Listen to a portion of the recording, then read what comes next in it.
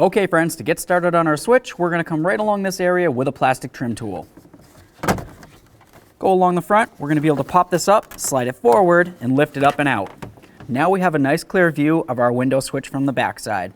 Now the next thing we need to do is come with our pocket screwdriver, and we're going to come right along the back side right here and push on this tab. As you push in on that, go ahead and lift out the wiring.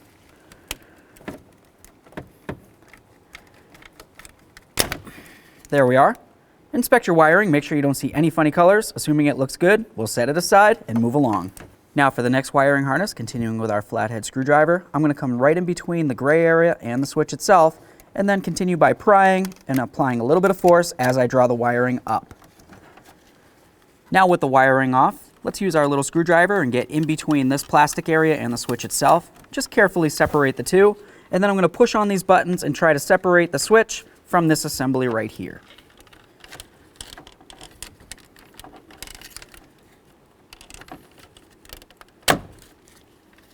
Go ahead and carefully lift that up. If it seems as though it's still stuck, go ahead and do it on the rear side as well.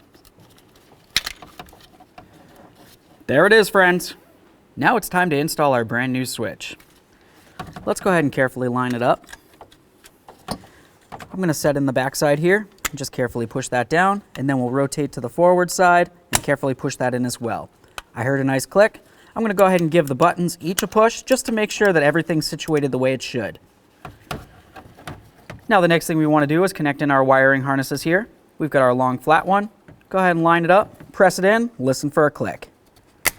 There we are, a nice easy tug, perfect. And this one, same, little click, give it a nice tug.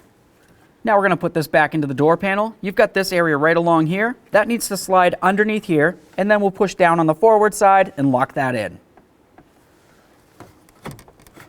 Slide it under, line it up, press it down. Okay, so now all you have to do is go ahead and put the key in the on position, test your switch, make sure it works properly.